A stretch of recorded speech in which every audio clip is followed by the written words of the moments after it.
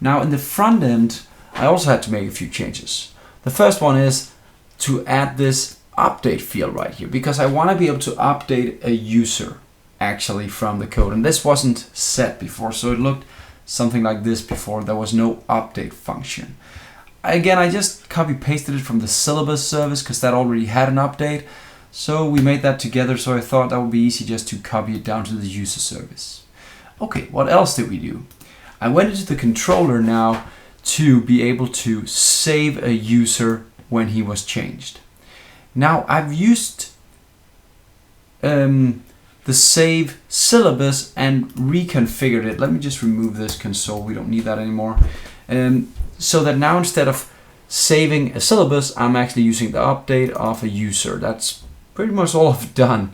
And then I've added, so user have been saved, you may have to log in again. That's because when you save roles, the user might not have his token updated, so you might have to re-log in again to actually make the user roles work.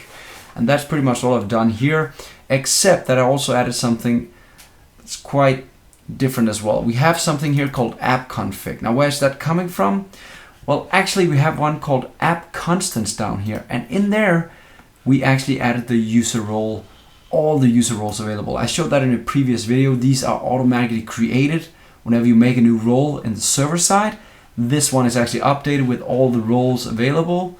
So I pretty much just said I'm going to need the app config in the controller, and that's what I'm doing here. I'm saying I need this one, just like we used the other services here.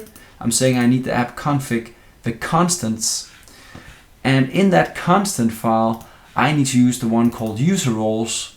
So that's actually here where I say map the user roles on the scope to the one I'm pulling out from the config file. So that means that you can now start making constants if you want to reuse them all over your code, and that's how you would do that.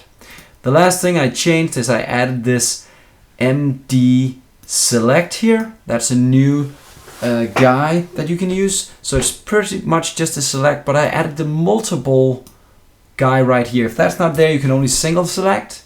But by adding this guy, you can actually add the multi-select. Now, how did I get this knowledge?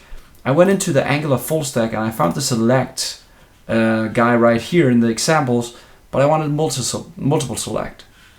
Then I Googled around and I found this beautiful pen example where they say you just have to add multiple here and you have been running multi-select.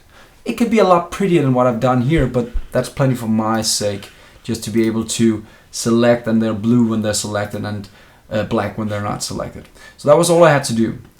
And those were all the steps. And let me know in the comments if you want me to go into more details with this. That was a very quick video with a lot of new things. So that's pretty much wraps it up for the user setup. So see you in the next lessons.